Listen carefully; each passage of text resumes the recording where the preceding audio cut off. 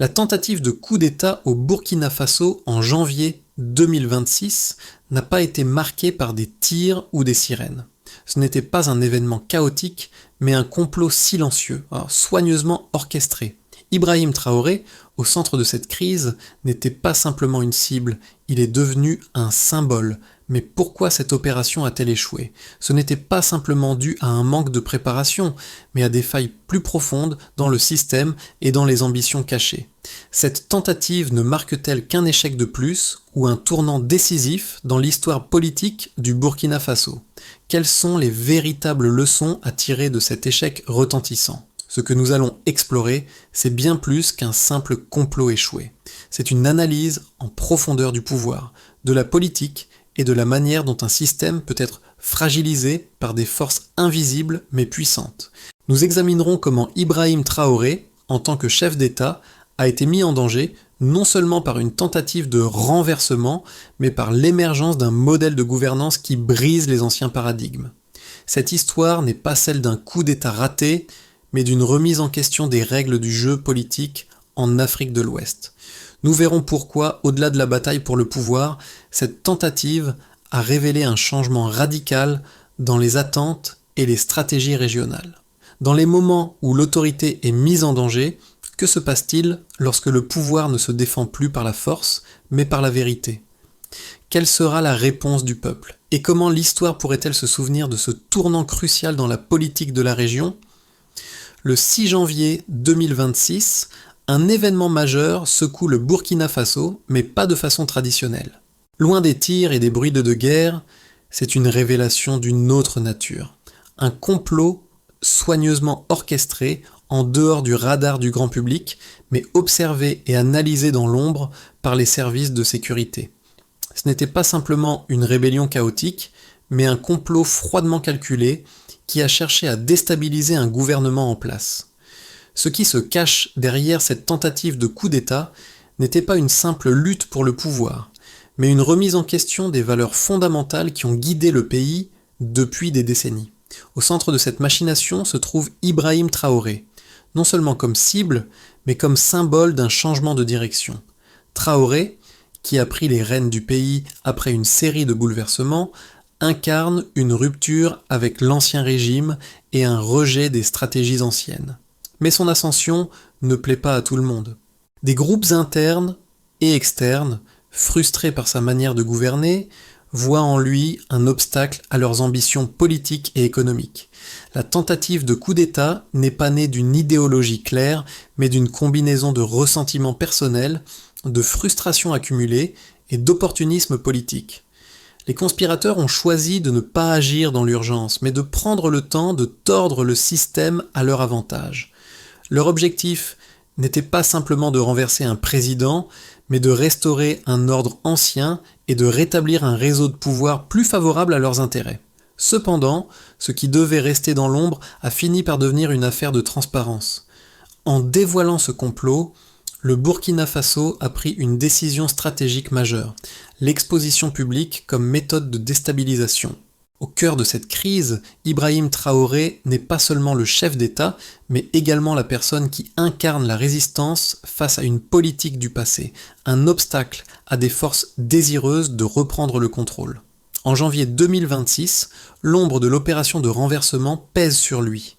Ce n'était pas une simple tentative de coup d'État, mais une guerre à la direction du pays et à son orientation politique.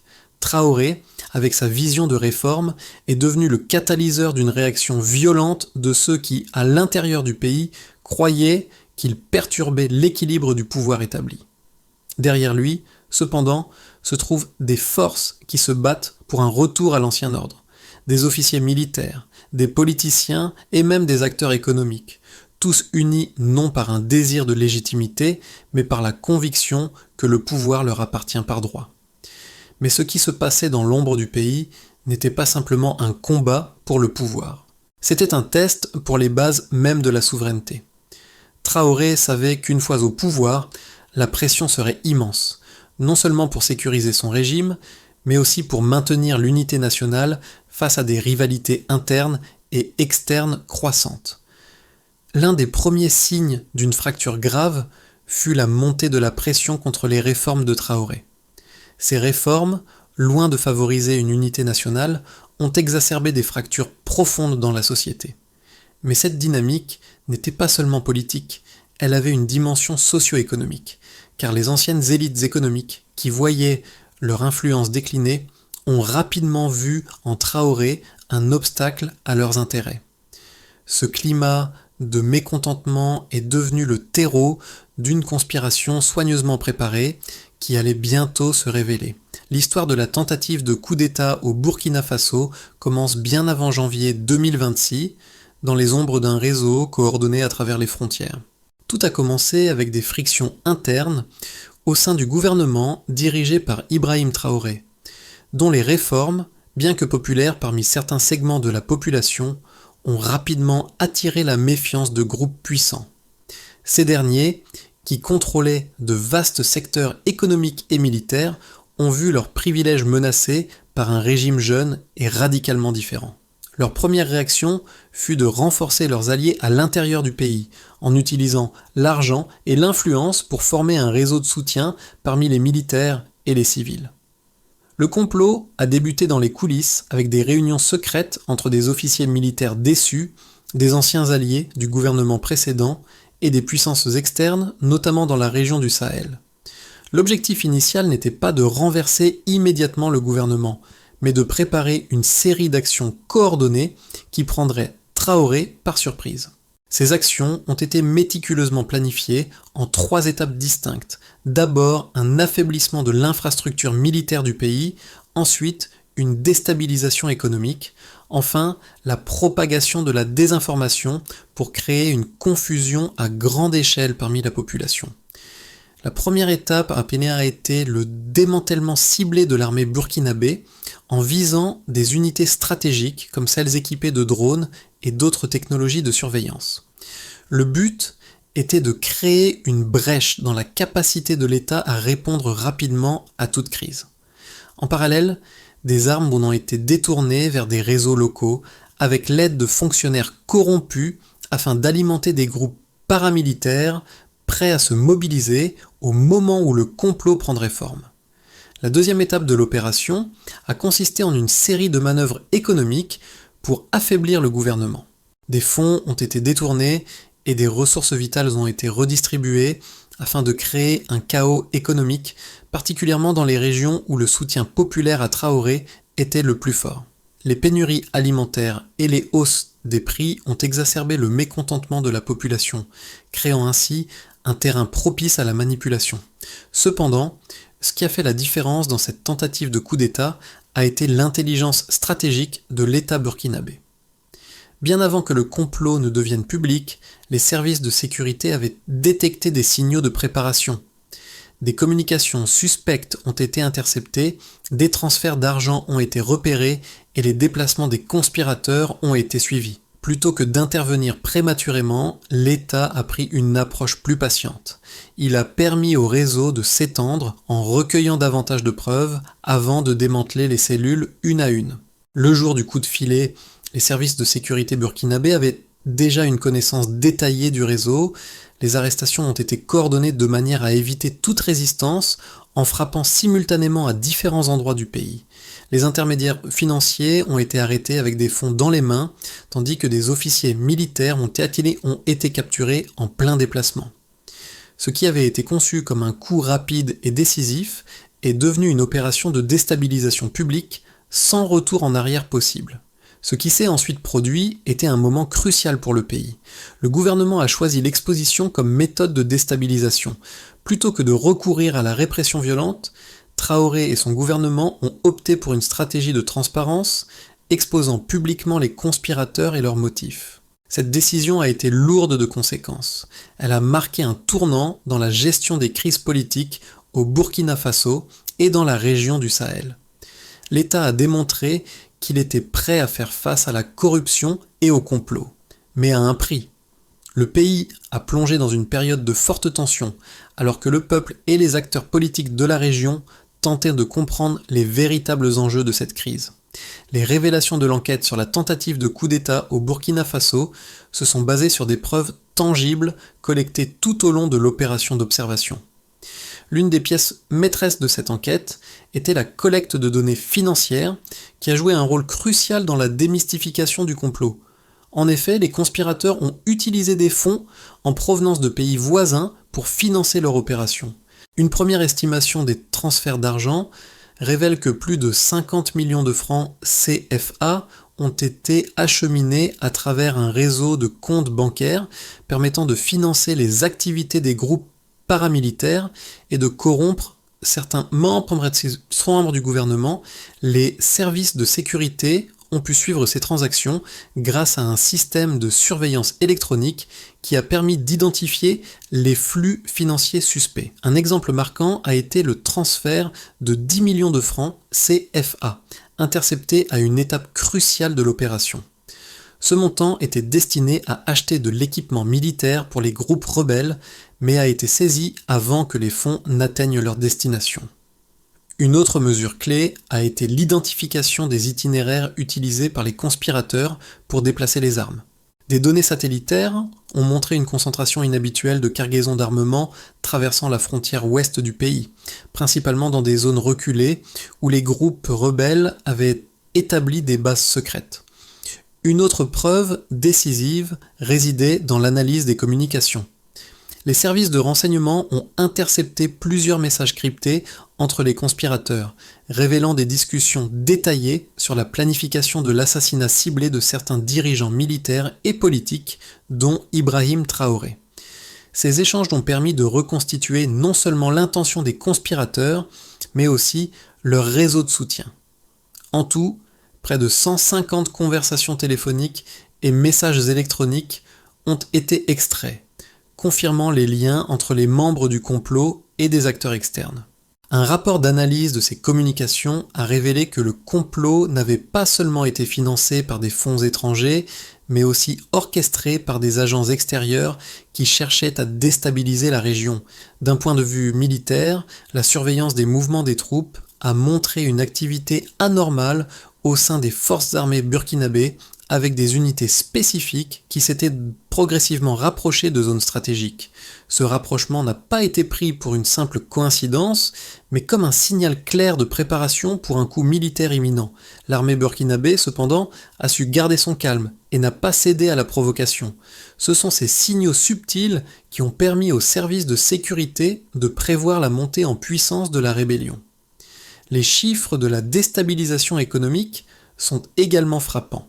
Le taux d'inflation a connu une augmentation de 12% pendant la période de l'opération, principalement due à l'interruption des chaînes d'approvisionnement en nourriture et en carburant orchestrées par les conspirateurs pour affaiblir le soutien populaire au gouvernement de Traoré. En outre, les données économiques montrent une baisse de 8% du PIB dans les secteurs les plus affectés par les pénuries, notamment dans les zones urbaines où les manifestations ont été les plus violentes. L'ensemble de ces éléments ont constitué un faisceau de preuves indiscutables qui ont permis de démontrer que l'État burkinabé avait été bien préparé face à ce complot. Plutôt que d'intervenir de manière précipitée, les autorités ont choisi d'attendre et d'agir lorsque les preuves étaient suffisamment solides pour justifier une intervention décisive. Ce choix stratégique a non seulement permis de démanteler le réseau, mais a également mis en lumière la vulnérabilité des conspirateurs, qui ont sous-estimé la capacité de l'État à mener une surveillance de haute qualité et à collecter des preuves aussi détaillées.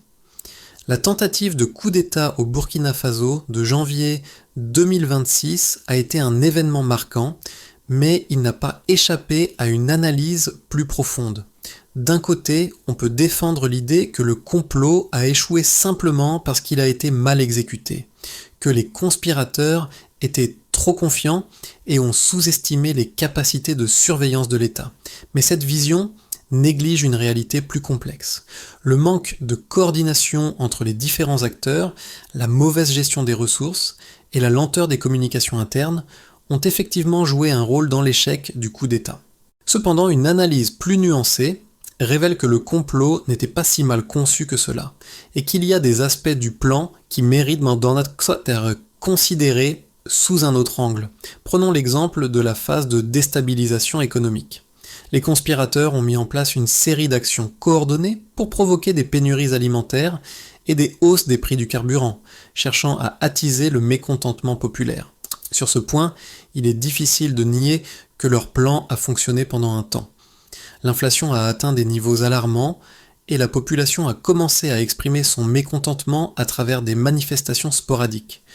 Ce qui les conspirateurs n'avaient pas prévu, cependant, c'était la réponse rapide et la gestion de crise du gouvernement qui a su utiliser cette situation pour rallier une partie de la population à sa cause. Du côté militaire, les conspirateurs ont ciblé des unités stratégiques pour affaiblir la capacité de l'armée à intervenir rapidement. Là encore, on pourrait arguer que la réactivité du gouvernement et des services de sécurité a été décisive. Mais l'aspect militaire de cette tentative de renversement ne doit pas être minimisé. Les conspirateurs ont été capables de s'infiltrer dans des zones sensibles et de mener des attaques ciblées avec une grande efficacité, ce qui témoigne d'une préparation sérieuse. Néanmoins, là où le plan a échoué de manière flagrante, c'est dans sa capacité à anticiper les mécanismes de surveillance et d'intelligence de l'État. Le gouvernement burkinabé, contrairement à ce que les conspirateurs avaient imaginé, a non seulement anticipé l'attaque, mais a également collecté des preuves concrètes avant même que l'opération ne commence. La patience du gouvernement, qui a permis à l'opération de mûrir sous le radar, a été un facteur clé dans l'effondrement du complot. Les conspirateurs ont pris pour acquis que la déstabilisation de l'économie et de l'armée suffirait à semer le chaos et à renverser le gouvernement. Mais ils ont négligé un aspect fondamental de la dynamique politique du pays, le soutien populaire à Traoré, qui, bien que fragile, a été renforcé par la manière dont il a réagi face à la crise. En exposant publiquement les conspirateurs et en leur ôtant tout espoir de rester dans l'ombre, Traoré a mis un terme à leur plan de manière décisive.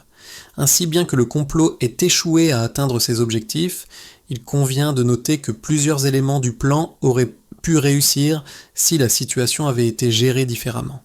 La lenteur de la réaction gouvernementale, combinée à une meilleure gestion de la crise par les conspirateurs, aurait pu renverser l'issue. Pourtant, l'impréparation et la surestimation de leur pouvoir par les conspirateurs ont été les facteurs déterminants dans l'échec de leur entreprise. L'événement majeur, qui a marqué un tournant décisif dans la tentative de coup d'État au Burkina Faso, n'a pas été l'interception des communications ou la saisie des fonds. Ce moment crucial a eu lieu lorsque l'État a pris une décision audacieuse, exposer publiquement le complot avant même qu'il n'atteigne son apogée. En révélant la vérité au grand jour, le gouvernement a non seulement mis fin à l'intrigue, mais a également envoyé un message clair. L'impunité et la corruption n'étaient plus tolérable. Ce n'était pas simplement une question de démanteler un réseau de conspirateurs, mais de redéfinir ce que cela signifie être à la tête d'un État souverain dans un contexte de crise. Ce choix stratégique, loin d'être une fuite en avant, a eu un impact psychologique majeur. Le complot n'a pas échoué simplement à cause de l'action de l'État, mais en raison de l'incapacité des conspirateurs à comprendre l'ampleur de l'exposition qui les attendait. Ce n'était pas le coup de feu final qui a mis fin à l'histoire, mais bien l'effondrement de l'illusion qu'un complot pouvait rester caché dans l'ombre sans conséquence. La tentative de coup d'État raté au Burkina Faso a eu des répercussions bien au-delà de la simple défaite des conspirateurs. Les conséquences pour le pays, pour la région du Sahel et pour les gouvernements voisins ont été profondes. Tout d'abord, cette crise a renforcé la position d'Ibrahim Traoré au sein du gouvernement, mais à un coût élevé. En choisissant la transparence et en exposant publiquement les conspirateurs, le gouvernement a non seulement évité une guerre civile potentielle, mais a également montré qu'il était prêt à prendre des décisions difficiles pour protéger la souveraineté nationale. Toutefois, cette victoire stratégique a créé un climat de méfiance à l'intérieur du pays, car de nombreuses personnes ont commencé à douter de la stabilité du gouvernement. Sur le plan économique, les retombées ont été immédiates et sévères. Les perturbations causées par le complot, notamment la déstabilisation des chaînes d'approvisionnement et les attaques contre les infrastructures clés, ont plongé le pays dans une crise économique plus profonde. Le PIB a enregistré une baisse significative de 8%, et les secteurs les plus touchés ont été l'agriculture et les services. Les pénuries alimentaires, combinées à une inflation galopante, ont exacerbé la pauvreté et les inégalités sociales, ce qui a conduit à une série de manifestations et de grèves. Le mécontentement populaire envers la gestion économique du gouvernement s'est intensifié, rendant la tâche de gouverner encore plus compliquée. Les répercussions sur la politique intérieure ont également été dramatiques. Alors que certains membres du gouvernement ont vu leur autorité renforcée grâce à leur gestion de la crise, d'autres ont été confrontés à des accusations de négligence et de corruption. Le climat de suspicion et de polarisation politique s'est intensifié, et l'opposition a rapidement exploité la situation pour remettre en question la légitimité de Traoré et de son équipe. En conséquence, la stabilité politique du Burkina Faso est restée fragile, avec un système politique qui n'a pas réussi à guérir les fractures profondes causées par les événements de janvier. Au niveau régional, l'impact a été tout aussi significatif. Les voisins du Burkina Faso ont vu l'échec du coup d'État comme un signal fort de la capacité de l'État burkinabé à gérer ses crises internes sans l'aide de puissances extérieures. Toutefois, cette démonstration de force n'a pas manqué de susciter des inquiétudes dans les capitales voisines, notamment au Mali et au Niger, où des mouvements similaires cherchent également à déstabiliser les gouvernements en place. L'échec du coup d'État a également exacerbé les tensions entre les acteurs internes et externes, notamment les groupes djihadistes qui cherchent à profiter du chaos pour étendre leur influence dans le Sahel. Enfin, les effets psychologiques de cette crise ne peuvent être sous-estimés. La population burkinabé, bien qu'elle ait soutenu l'État dans son combat contre la corruption et la tentative de renversement, a également été secouée par la violence et la division qu'elle a engendrée. Le sentiment d'incertitude quant à l'avenir du pays persiste, et beaucoup se demandent si la stabilité politique et économique retrouvée après l'échec du coup d'État pourra durer à long terme. Les jeunes générations, qui ont été particulièrement touchées par la crise, sont plus sceptiques que jamais envers le système politique en place. Dans les mois qui ont suivi l'échec de la tentative de coup d'État, plusieurs scénarios se dessinent pour l'avenir du Burkina Faso. Chacun d'eux repose sur des variables clés: la gestion interne du gouvernement, les réponses de la communauté internationale et l'évolution des tensions régionales.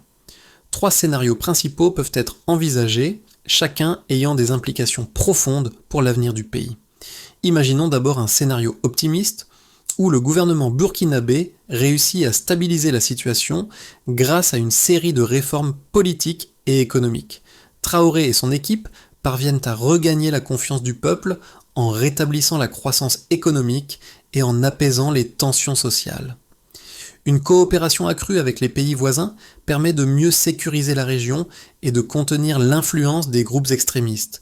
Le Burkina Faso commence à se relever avec des investissements étrangers qui affluent grâce à des réformes sur la transparence et la gouvernance. Le pays devient un modèle de résilience pour la région, prouvant que la stabilité peut être retrouvée même après une crise majeure. Imaginons ensuite un scénario de statu quo où, si les divisions internes au sein du gouvernement persistent, le pays risque de tomber dans une phase prolongée d'incertitude. Les tensions sociales et politiques pourraient continuer à croître avec des manifestations populaires sporadiques et une opposition politique renforcée. Le gouvernement de Traoré serait forcé de faire face à une pression constante, ce qui limiterait sa capacité à mener des réformes profondes. Le pays resterait vulnérable aux attaques de groupes extrémistes et aux perturbations économiques avec des effets délétères sur le développement à long terme. Dans ce scénario, le Burkina Faso pourrait maintenir un fragile équilibre de pouvoir, mais la stabilité serait difficile à atteindre. Enfin, envisageons un scénario pessimiste, où le pays sombre dans une crise plus profonde. Le gouvernement de Traoré échoue à maintenir l'unité nationale, ce qui ouvre la voie à des conflits internes. Les groupes d'opposition, soutenus par des forces extérieures, parviennent à déstabiliser encore davantage le pays. Le Burkina Faso devient le théâtre d'une guerre civile prolongée, avec une forte polarisation politique et une résurgence des groupes extrémistes. Les conditions économiques se détériorent rapidement, le pays connaissant des pénuries sévères et une fuite des capitaux. La région du Sahel devient encore plus instable, avec des ramifications pour l'ensemble de l'Afrique de l'Ouest. Dans chacun de ces scénarios, la clé du succès réside dans la capacité du gouvernement à naviguer avec prudence et à maintenir l'unité nationale. La coopération régionale et internationale sera également un facteur déterminant pour assurer la stabilité à long terme. Toutefois, une chose semble certaine. Les mois à venir seront cruciaux pour déterminer la trajectoire du Burkina Faso. La manière dont le gouvernement Traoré gère cette crise aura un impact direct sur l'avenir politique, économique et social du pays. La crise politique qui a frappé le Burkina Faso en janvier 2026 n'est pas simplement un événement isolé.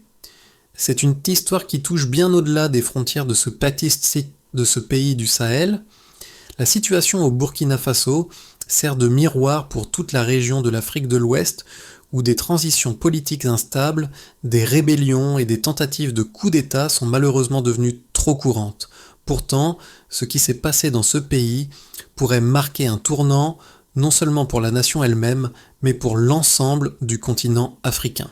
À travers cette crise, nous avons vu un président, Ibrahim Traoré, confronté à l'une des plus grandes menaces de son mandat. Mais sa manière de réagir face à cette situation offre une leçon pour d'autres dirigeants à travers le monde. La gestion de la crise, la transparence et l'engagement envers la souveraineté nationale peuvent, dans certaines circonstances, être plus puissants que l'usage de la force. L'échec du complot de janvier 2026 a mis en lumière la vulnérabilité des régimes politiques lorsqu'ils sont confrontés à une pression interne et externe. Cependant, il a aussi démontré que des systèmes solides et bien préparés peuvent résister aux attaques les plus violentes. Cela nous rappelle que les coups d'État et les tentatives de renversement ne se produisent pas dans le vide. Ils sont toujours le résultat de forces sociales, économiques et politiques qui interagissent, se renforcent et se manifestent d'une manière qui peut être difficile à prédire. Et c'est là où le véritable enjeu réside. L'avenir du Burkina Faso et de la région dépendra de la capacité des dirigeants à comprendre ces dynamiques et à agir avant que les choses n'échappent à tout contrôle. Le Burkina Faso se trouve à un carrefour décisif. La manière dont le pays abordera les mois et les années à venir déterminera non seulement son avenir politique, mais aussi sa stabilité économique et sociale à long terme. Pour naviguer avec succès dans cette période de transition, plusieurs étapes sont nécessaires pour assurer la réconciliation nationale, renforcer la gouvernance et répondre aux besoins urgents de la population. D'abord, parlons d'une réconciliation nationale. La première étape cruciale consiste à établir un processus de réconciliation nationale inclusif. Le gouvernement doit lancer un dialogue national qui inclut toutes les parties prenantes, l'opposition politique, la société civile, les groupes communautaires et les anciens membres du gouvernement. Ce dialogue doit permettre de dissiper les tensions sociales et d'apaiser les fractures politiques qui se sont intensifiées après la tentative de coup d'État. En outre, la justice doit être rendue de manière transparente et équitable, avec des mesures concrètes pour traiter les causes profondes du mécontentement populaire. Ensuite, venons-en aux réformes économiques. La crise économique causée par la déstabilisation du pays a révélé la fragilité du système économique burkinabé. Le gouvernement doit mettre en œuvre des réformes économiques visant à stimuler la croissance, améliorer la transparence financière et rétablir la confiance des investisseurs. Cela inclut la diversification de l'économie pour réduire la dépendance aux secteurs vulnérables, comme l'agriculture et les ressources naturelles, ainsi que la création d'opportunités pour les jeunes afin de lutter contre le chômage et la pauvreté. Puis, il faudra renforcer les institutions de sécurité. Pour prévenir de futures tentatives de déstabilisation, le gouvernement doit renforcer les institutions de sécurité et de renseignement. Cela implique non seulement l'amélioration des capacités militaires et policières, mais aussi la modernisation des systèmes de surveillance et de collecte de renseignements pour détecter les menaces potentielles avant qu'elles ne se matérialisent. Il est essentiel de renforcer la coopération régionale et internationale pour lutter efficacement contre les menaces transnationales. Enfin, renforçons la coopération régionale. Le Burkina Faso doit également jouer un rôle clé dans la stabilisation de la région du Sahel. Une coopération accrue avec les pays voisins et les organisations internationales est essentielle pour combattre les menaces extrémistes et renforcer la résilience de la région face aux crises futures. Le Burkina Faso peut jouer un rôle de leader dans la mise en place d'une coalition régionale pour la paix et la sécurité. L'histoire de la tentative de coup d'État au Burkina Faso ne se termine pas avec l'échec des conspirateurs. Ce n'est pas seulement une leçon de politique et de stratégie, mais aussi un rappel des défis immenses auxquels sont confrontés les dirigeants et les peuples d'un pays qui lutte pour sa souveraineté et sa stabilité. Ibrahim Traoré, au cœur de cette tempête, n'est pas simplement un acteur politique. Il est devenu le symbole d'un pays qui refuse de céder à l'instabilité. Cependant, au-delà des tactiques militaires et des stratégies politiques, la véritable question reste: comment un pays peut-il guérir des cicatrices laissées par une crise aussi profonde? La réponse se trouve peut-être dans l'unité, dans la capacité de se rassembler, de se relever et de reconstruire ensemble. Les événements de janvier 2026 marquent un point de rupture dans l'histoire du Burkina Faso, mais aussi un point de départ pour un avenir incertain. Ce qui reste à faire est de maintenir la cohésion sociale et de garantir que le pays ne sombre pas dans de nouvelles divisions. Le chemin à suivre sera ardu, mais avec une gouvernance solide, une population engagée et une vision claire de l'avenir, le Burkina Faso peut encore se réinventer. L'espoir réside dans la résilience collective. Le Burkina Faso, en tant que nation, est à un tournant décisif.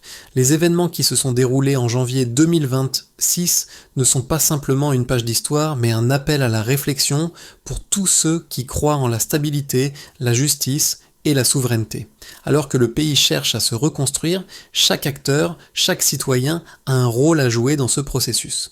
Ce n'est pas seulement l'État qui doit porter la responsabilité de cette réconciliation et de cette reconstruction. La société civile, les jeunes générations, les leaders communautaires et les acteurs internationaux doivent s'unir pour bâtir un avenir commun. Les défis sont nombreux, mais les opportunités sont tout aussi présentes. Si vous êtes un acteur politique, un entrepreneur ou un citoyen engagé, votre contribution peut faire une différence. Il est temps de redéfinir ce que signifie être solidaire dans un monde en mutation. Le Burkina Faso a besoin de vous et l'Afrique de l'Ouest a besoin de modèles de résilience. Alors, posez-vous cette question. Que pouvez-vous faire pour contribuer à l'avenir de votre pays? Un avenir où l'unité et la stabilité sont les pierres angulaires.